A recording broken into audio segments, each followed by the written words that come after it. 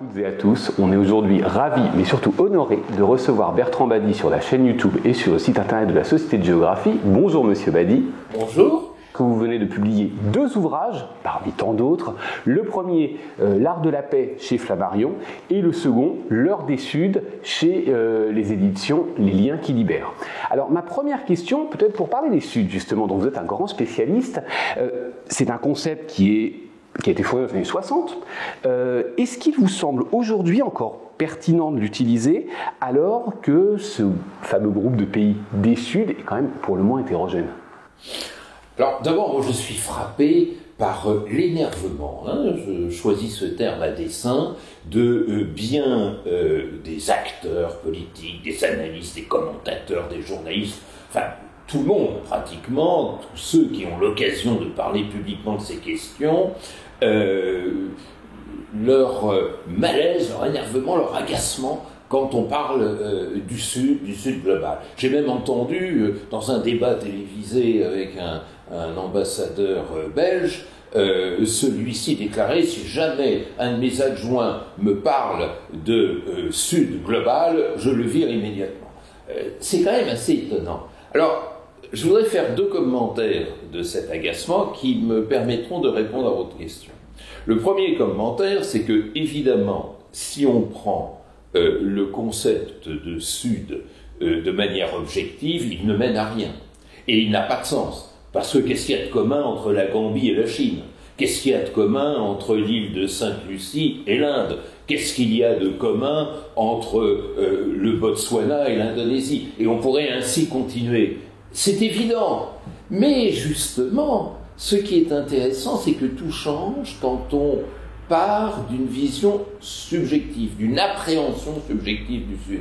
C'est-à-dire où on se où on se pose la question de savoir si pour les acteurs du Sud, l'appartenance à celui-ci fait sens. Et là, le décor change. C'est-à-dire là, on s'aperçoit véritablement que le Sud fait sens, en tous les cas, chez les intellectuels, chez les politiques, et même, je dirais, de plus en plus dans l'opinion publique du Sud, et un sens qui est partagé. C'est-à-dire, quels sont les éléments de ce partage ? Le sentiment d'une commune exclusion de la gouvernance mondiale, le sentiment d'une marginalisation, d'appartenir un peu à ce tiers-État du système international, d'ailleurs tiers-monde et tiers-État, ça va presque ensemble, aussi avoir subi communément une humiliation très très forte. Il était un temps pas si lointain où je travaillais sur l'humiliation, j'ai vu à quel point c'était un paramètre important des relations internationales. Donc le sentiment de commune humiliation donne à la carte de visite du Chinois en Afrique subsaharienne, par exemple, une teneur, une allure différente de la carte de visite du Français ou du Britannique et même du Russe. Donc cette subjectivité partagée fait déjà que cette réalité existe. C'est une réalité non pas objective et subjective. Alors qu'est-ce qu'il y a derrière cette idée de réalité subjective ? Eh bien, effectivement, l'idée qu'il n'y a pas beaucoup de traits objectifs communs partagés par l'ensemble des pays du Sud. Ni sur le plan économique, ni sur le plan culturel, ni sur le plan politique, diplomatique, ni même sur le plan démographique. On pourrait continuer ainsi à faire la liste de toutes ces différences, mais est-ce que ce n'est pas là le point de départ de l'invention de nouvelles relations internationales ? C'est-à-dire des relations internationales qui sont fondées non pas sur l'homogénéité, mais sur le partenariat, non pas sur l'idée d'alliance et l'idée de bloc, le Sud n'est pas un bloc, mais sur l'idée de diversité. Avec, d'ailleurs, ce que j'entends dans la bouche de mes collègues du Sud, justement, qui me disent, mais justement, notre combat, c'est celui de la défense de la diversité. Et donc, ça ne nous gêne pas d'être dans un ensemble constitué de gens divers. Et effectivement, la Chine a une histoire qui est différente de celle de la République démocratique du Congo, ou qui est différente de celle de l'Arabie saoudite. Mais que voit-on ?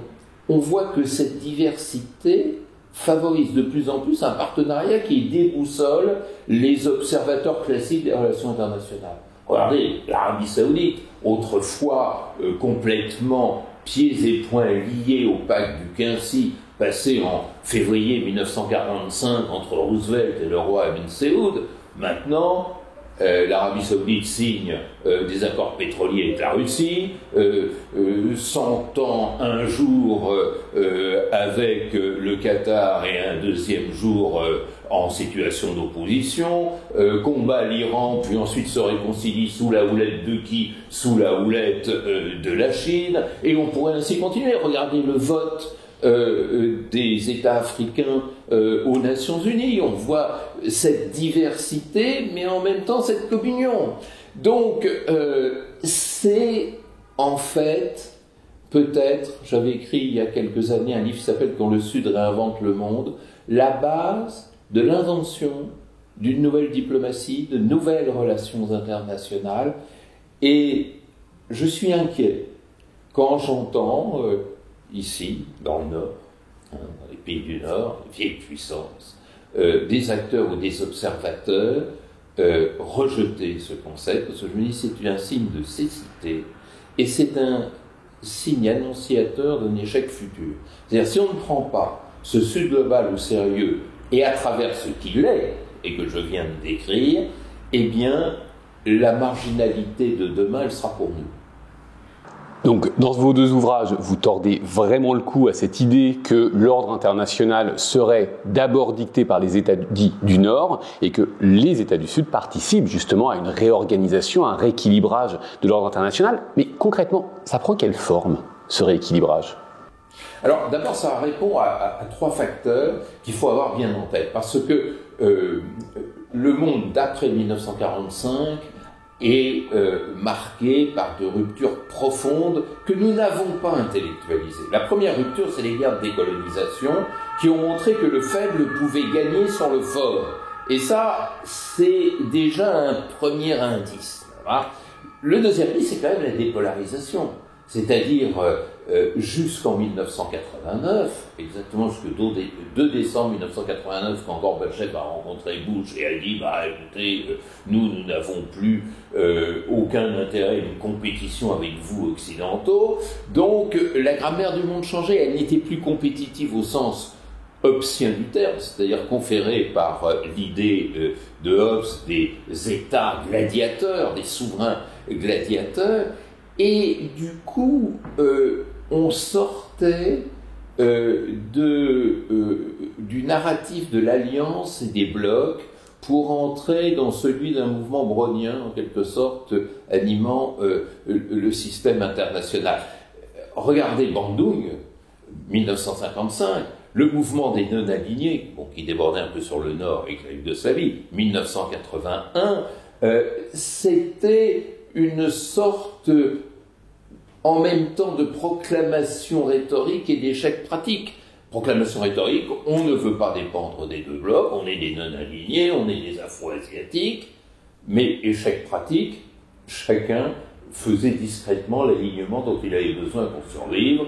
Rappelez-vous, l'Indonésie de Sukarno ou l'Inde de Nehru plutôt du côté Est, le Pakistan et Ceylan plutôt du côté Ouest, pour prendre les 4 parrains de Bandung, et puis après Nasser, qui aurait bien aimé plutôt s'entendre avec les Occidentaux et qui finalement a choisi le parrainage de l'URSS. Tout ça c'est fini. Et c'est fini dans le sens qu'il n'y a plus de parrain. Regardez l'échec des États-Unis dans leur tentative de maintenir ce parrainage. Donc, quand vous me demandez comment ça se réalise, ça se réalise comme ça. C'est-à-dire, la chape de plomb de la bipolarité a disparu. Et puis, il y a le troisième facteur, qui est la mondialisation.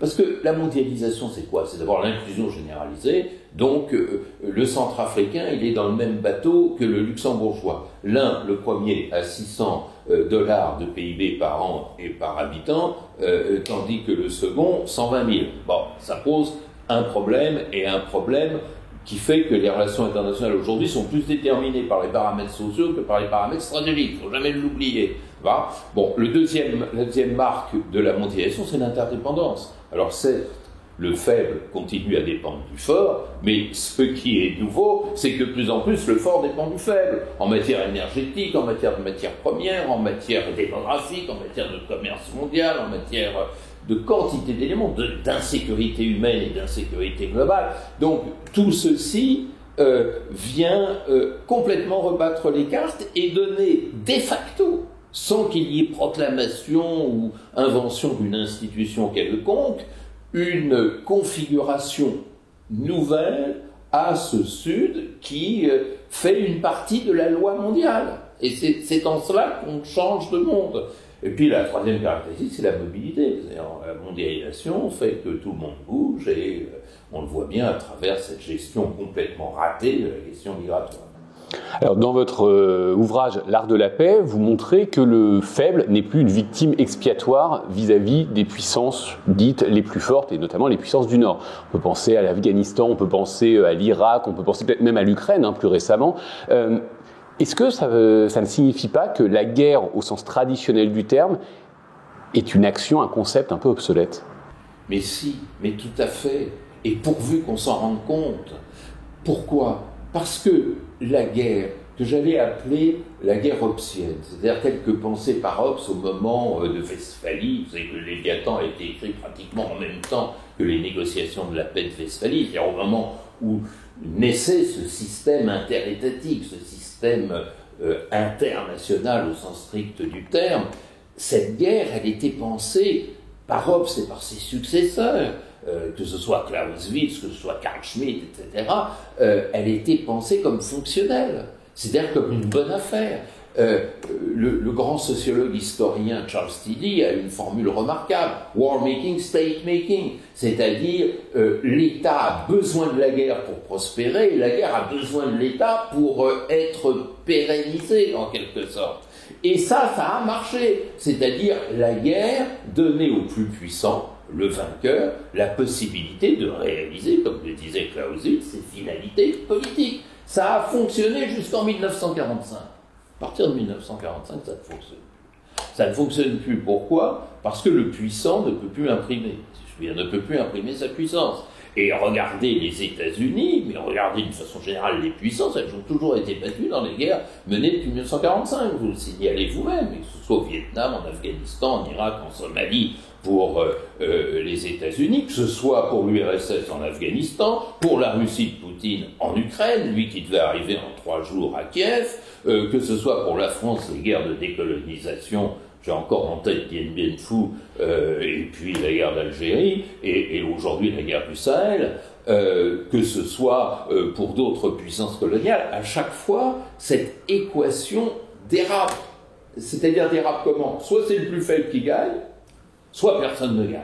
C'est-à-dire une sorte de match nul, qui fait que le paradoxe d'aujourd'hui, c'est que la guerre est de plus en plus destructrice, que la guerre est de plus en plus coûteuse, mais qu'elle est de moins en moins fonctionnelle. C'est-à-dire, c'est le contraire du loto, si vous me permettez. Elle coûte très cher et elle ne rapporte rien.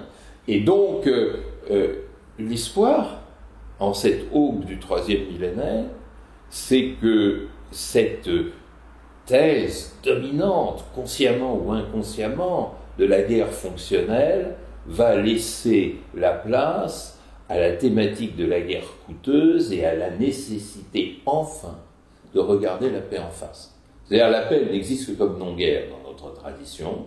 Eh bien, peut-être que c'est l'occasion, avec tous les défis planétaires auxquels on est confronté, avec tous les paramètres qui, comme le pressentait déjà Aristote, nuisent au bonheur individuel, au bonheur humain, peut-être qu'un projet de paix apparaîtra comme moins coûteux, plus rationnelle, plus économique. Mais à ce titre, comment sont désormais perçues les petites puissances ou les pays du Sud par les grandes puissances ou aussi les pays du Nord? Est-ce que les perceptions ont évolué? Alors, vous avez tout à fait raison de poser cette question, parce que je crois que c'est l'enjeu majeur des relations internationales aujourd'hui. Comme je le disais en exposant ce mépris qu'on a en Occident pour l'idée même de Sud global, les pays occidentaux sont dans une sorte de négationnisme à l'égard du Sud. Et c'est un négationnisme conceptuel, d'ailleurs ça n'existe pas, mais ces gens-là sont différents, puis d'ailleurs ils ne savent pas ce qu'ils veulent, c'est ce que vous entendez très souvent dans les chancelleries, ils ne savent pas ce qu'ils veulent, les diplomaties brésiliennes, indiennes, chinoises, on ne comprend pas, africaines. Donc c'est du négationnisme de l'idée même de Sud. Mais c'est aussi un négationnisme, et c'est ça qui nous rapproche de l'actualité brûlante, dans tous les sens du terme brûlant, c'est un négationnisme pratique aussi. C'est-à-dire l'idée que les pays du Sud ne sont pas capables de régler tout seuls leurs problèmes. D'où leur mise sous tutelle, même post-coloniale, que ce soit à travers la diplomatie de club, le minilatéralisme style le G7, ou que ce soit à travers le P5 au Conseil de sécurité et ce qui s'ensuit. Mais ce qui est tout à fait remarquable, c'est une implication directe, moi qui m'intéresse beaucoup, qui est ce refus et cette peur, ça va ensemble, des diplomaties occidentales de laisser s'installer au sud des puissances régionales. Ça, c'est l'enjeu actuel. C'est-à-dire que, prenez les différentes régions du sud, vous voyez des puissances qui généralement étaient ce qu'on appelait les puissances émergentes, les fameux rising powers, s'installer comme puissance régionale régulatrice. Alors, dans certains lieux du monde plus ou moins pacifiés, ça pose pas de gros problèmes. Mais par exemple, le Brésil est une puissance régionale en Amérique latine. Est-ce qu'on le reconnaît comme tel? Rarement. Bon, le Nigeria, le Sénégal, l'Afrique du Sud sont des puissances régionales en Afrique. Mais là où c'est beaucoup plus déterminant, c'est dans les lieux d'instabilité. L'Iran, même déjà du temps du Shah, a toujours rêvé d'être une puissance régionale qu'elle était dans la période anté-westphalienne, je dirais, domination occidentale. La Turquie, même chose. D'ailleurs, la Turquie et son ancêtre, l'Empire ottoman, sont assez symétriques de l'Iran et de son ancêtre, les empires persans. L'Arabie saoudite rêve aussi d'être reconnue comme puissance régionale. Alors, tout est fait pour entraver ce processus. Notamment, concernant l'Iran, c'est tout à fait remarquable. Il y a cette espèce d'obsession, au moment où Trump reprend un deuxième mandat d'ailleurs, cette obsession presque viscérale d'empêcher ce pays d'accéder au rôle de puissance régionale, en ignorant le fait que le jour où il serait responsabilisé comme puissance régionale, il jouerait probablement un rôle plus stabilisateur que maintenant où il ne peut exister que comme puissance de nuisance, ce qui est quand même tout à fait paradoxal. Et je pense que, on le voit bien, tous ces conflits régionaux, que ce soit les conflits en Afrique, que ce soit conflits au Moyen-Orient, ne peuvent pas être régulés par les puissances extérieures. Elles ont toujours échoué. Regardez, dans la phase actuelle du conflit israélo-palestinien, M. Anthony Blinken, secrétaire d'État américain, est allé 11 fois au Proche-Orient. Résultat de 11 missions du maître, du grand frère américain au Proche-Orient, 0. Pas 1, 0. Bon. Donc, ça prouve que maintenant, pour quantité de raisons sur lesquelles on peut revenir, les pays du Sud qui se pliaient presque mécaniquement à la volonté de leurs parrains, comme je disais tout à l'heure, ne le font plus aujourd'hui. Prenez la guerre des 6 jours, 1967, ou celle de 1973. Elles ont été l'une et l'autre contrôlées et arrêtées à partir d'un dialogue entre Washington et Moscou. Et rappelez-vous notamment l'alerte nucléaire déclenchée par Nixon le 23 octobre 1973. C'est un coup de fil du fameux téléphone rouge avec Brejnev qui a permis d'arrêter cette tension internationale et en même temps la guerre de 1973, de l'automne 1973. Aujourd'hui, ce n'est plus possible. Ce parrainage régulateur n'existe plus, il n'existe plus nulle part. Et il n'y a plus un endroit où une puissance, soit hégémonique, style les États-Unis, soit au moins reconnue et légitimée comme telle par les pays du Sud, ait pu régler un conflit. Regardez à l'échelle de la France l'échec d'Emmanuel Macron lorsque, au lendemain de l'explosion dans le port de Beyrouth, 4 août 2020, il a pris l'avion espérant tout régler en quelques jours et demandant même aux acteurs libanais de rendre leur copie dans 15 jours, et l'échec a été complet. C'est pas parce qu'il a mal fait, c'est parce que c'est un modèle de ce que les anglo-saxons appelleraient conflict solving qui ne fonctionne plus. À partir des années 90, on a fait les gorges chaudes du concept de soft power, la puissance passait désormais par des formes plus douces, mais elle était toujours aux mains des mêmes, les États-Unis, l'Europe, etc. J'ai l'impression, mais peut-être que vous allez infirmer ma théorie, j'ai l'impression que certaines puissances émergentes, pays du Sud, appelons-les comme vous le souhaitez, ont désormais, la Turquie, la Chine, l'Iran peut-être, l'Arabie Saoudite, le Brésil, la Russie même, ont désormais une capacité à susciter des imaginaires, eux aussi. Vous avez raison. En tous les cas, c'est un champ de recherche qui est extrêmement important. Il est extrêmement important parce que j'ai consacré un livre en particulier, la dimension subjective, la dimension des imaginaires, devient de plus en plus, dans ce monde de communication, et de ce monde de socialisation, c'est un monde dans lequel les sociétés sont impliquées dans les relations internationales, un paramètre dominant et déterminant. Et c'est vrai que la production d'imaginaire devient un facteur, sinon de conflictualité, en tous les cas de mobilisation. Mobilisation, heureusement, n'est pas forcément conflictuelle. Maintenant, il faut faire très attention, parce que là, on touche à des éléments extrêmement sensibles des nouvelles relations internationales, à la nature et à l'entité de ces imaginaires. Ils ne sont pas tous de même texture. Vous avez, je dirais, des imaginaires, du barbarisme, du néologisme, d'identitarisation. Ça, c'est un phénomène qu'il faut suivre de très près.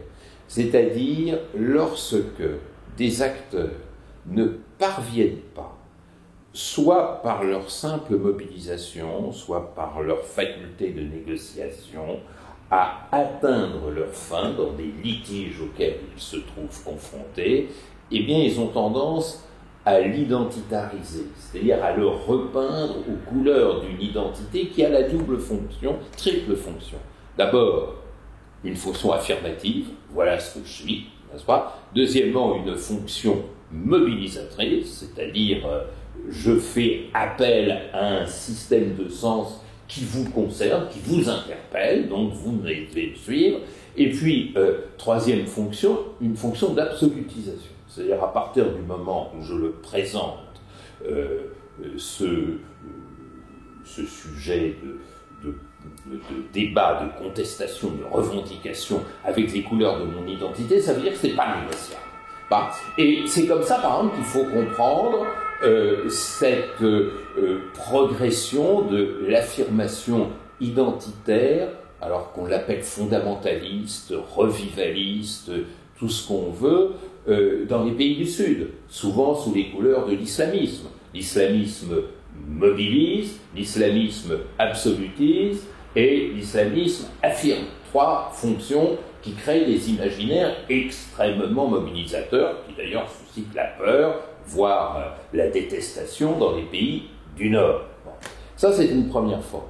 Il y a une deuxième forme d'imaginaire qui est ce que j'appellerais, et pour moi, dans mes travaux actuels, c'est très important, l'imaginaire horizontal. C'est-à-dire créer un narratif sur un conflit qui va susciter de l'empathie. Ça, c'est très important. Autrefois, la guerre, c'était entre grandes personnes, si vous me permettez l'image, c'est-à-dire un tournoi entre les monarques et leurs nobles qui avaient le droit de porter l'épée. Aujourd'hui, les conflits sont tous socialisés, c'est-à-dire font appel à l'opinion publique. Et cela fait qu'un phénomène nouveau, enfin, nouveau en tout cas dans son ampleur, vient jouer un rôle essentiel sur la scène internationale, c'est l'identification. C'est-à-dire comment des gens qui n'ont rien à voir avec mon conflit peuvent s'identifier à ce que je fais et à la cause que je défends. Comment, par exemple, la cause palestinienne peut être prise en charge par tel ou tel dans les campus universitaires, dans les mouvements sociaux. Je ne sais pas si vous vous rappelez, il y a quelques mois, cette mobilisation sur les méga-bassines en Champagne. Qu'est-ce que j'ai vu à la télévision? Des drapeaux palestiniens. Quel rapport avec les méga-bassines? Je raconte toujours cette histoire qui m'a beaucoup frappé. Un jour, je voyais passer dans Paris un défilé assez maigre, d'ailleurs, de gilets jaunes, et qu'est-ce que je vois? Une dame qui n'avait rien à voir, manifestement, avec le Proche-Orient, qui portait un drapeau palestinien. Je me suis précipité sur elle. J'ai dit, mais pourquoi avez-vous un drapeau palestinien? Elle était un peu surprise et agacée de ma question. Puis après, elle s'est détendue, elle m'a dit, vous savez, de ce que j'en sais, ces gens-là, ils sont comme nous, ils souffrent. Et donc, cet imaginaire de la souffrance, c'est typique de l'imaginaire horizontal. C'est-à-dire cet imaginaire qui va créer des empathies et qui va faire que la cause palestinienne est en train de gagner la bataille de l'opinion publique internationale. C'est un renversement par rapport à son inconnu au moment des guerres de 67 ou 73 auquel je faisais allusion tout à l'heure. Puis vous avez un troisième type d'imaginaire, qui est un imaginaire réactif. Et ça, c'est quelque chose de très important dans le jeu international actuel, qui est on va s'identifier à l'adversaire de celui qu'on combat, ou de celui qui nous a frustrés et déçus. Et ça met en scène cette image absolument incroyable, moi qui me faisait frissonner, que j'ai vue dans les rues de Bangui, mais pas seulement, aussi à Ouagadougou et dans bien d'autres villes africaines, de jeunes Africains de 20 ans qui, pour exprimer leur désir de liberté, agitent un drapeau russe. Bon. Et ça, comment peut-on croire que Poutine est l'emblème de la liberté? Mais il faut comprendre que le jeu terriblement cynique de la Russie, c'est de tirer profit des embarras des puissances occidentales dans les pays du Sud pour se présenter comme étant le souverain protecteur, le dernier recours, le modèle alternatif à la domination occidentale. Et que donc, agiter un drapeau russe, c'est une façon de dire on ne veut plus de la France. Et donc, se crée ainsi cet imaginaire réactif à une domination dénoncée dont on n'arrive pas à maîtriser, en quelque sorte, à laquelle on n'arrive pas à mettre fin. Effectivement, c'est cet imaginaire qui surprend, qui fait peur, et qui d'ailleurs, par parenthèse, montre que, contrairement à ce narratif autour des BRICS, la Russie n'est pas un pays du Sud. La Russie est un pays qui, contrairement aux Occidentaux, a eu la lucidité de voir que l'on pouvait récupérer les pays du Sud en les reconnaissant et en les considérant. Ma dernière question, elle va être peut-être un peu générale. Est-ce que vous pensez qu'il soit possible qu'un ordre international parallèle, court-circuitant volontairement les pays du Nord, puisse émerger dans les années ou les décennies à venir? Je crois qu'il existe déjà. Il existe déjà. Vous savez, je crois qu'il y a deux systèmes internationaux. Nous vivons une drôle d'époque et qui marque notre génération parce que nous vivons dans deux systèmes internationaux. Il y a un système international officiel, mais qui est périmé, qui ne correspond plus à la réalité présente de la mondialité, pas seulement de la mondialisation, enfin du monde tel qu'il est, et qui existent dans la tête des dirigeants et qui expliquent leur diplomatie. Et comme ce monde n'est plus réel, on comprend très bien comment cette diplomatie échoue. Parce qu'elle n'a pas de prise sur le réel. Regardez dans la gestion notamment de la plupart des conflits du Sahel, conflits israélo-palestiniens, conflits afghans, conflits yéménites, conflits soudanais, et on pourrait ainsi continuer. Et puis il y a un autre système international qu'autrefois on disait venant du bas, from below en quelque sorte, qui est ce système réel mais qui n'est pas institutionnalisé. Mais il fonctionne, mais il tourne, comme on dirait. Et dans ce système-là, qu'est-ce qui fait la décision? Ce ne sont plus les chancelleries, ce sont les dynamiques sociales. Ce que j'ai appelé dans plusieurs de mes livres la tectonique des sociétés. Et cette tectonique des sociétés, elle n'est pas déclenchée en pressant sur un bouton. Ni par un décret politique. Elle fonctionne de manière totalement autonome, incontrôlable. C'est pour ça que nous ne sommes plus dans un monde géopolitique, parce que, effectivement, cet ordre territorial géopolitique n'a plus de prise sur le réel social. Vous savez que dès 1899, le grand Émile Durkheim avait fait une fiche de lecture dans les archives européennes de sociologie, saquant le dernier livre de Ratzel en expliquant non, ça tient pas parce que les dynamiques sociales sont là et votre modèle géopolitique ne peut pas en rendre compte. Ça, c'est effectivement ce qui se passe aujourd'hui, et derrière l'échec de la géopolitique, vous avez l'échec de la stratégie, c'est-à-dire nous ne sommes plus dans un monde de stratèges.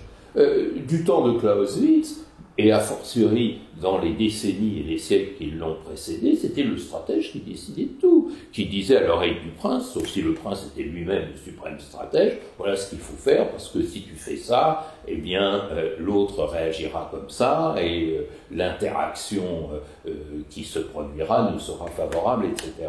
Aujourd'hui, c'est plus possible, parce que l'appropriation sociale des relations internationales a considérablement fait monter les relations d'incertitude et d'imprévisibilité. Et donc, ce monde, il tourne sans que personne ne puisse véritablement le contrôler. S'il y a quelque chose en même temps d'affolant, où est Dieu là-dedans, voilà. Deuxièmement, quelque chose de rassurant philosophiquement, c'est-à-dire finalement l'être humain est en train de reprendre possession de ce que sont ses attributs, et notamment la conflictualité. Et troisièmement, il y a peut-être une lueur d'espoir derrière ça, parce que justement, la guerre dans ce modèle n'est plus le grand régulateur qu'il était autrefois. Peut-être que cela nous amène à la vraie vérité, c'est-à-dire que la paix, elle est fondamentalement humaine. Et si ce sont les dynamiques sociales qui reprennent le dessus, celles-ci peuvent être animées par un idéal humaniste.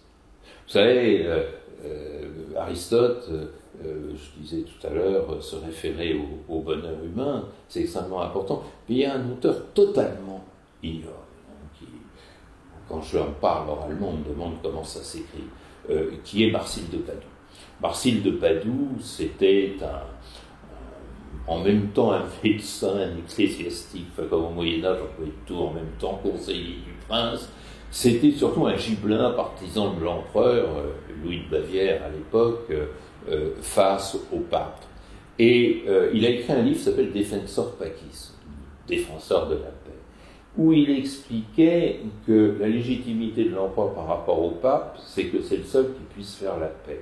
Et il a du coup défini la paix, et moi j'aime beaucoup cette définition, comme étant la sufficientia vitae, c'est-à-dire ce dont on a besoin pour vivre, ce qui est suffisant pour vivre.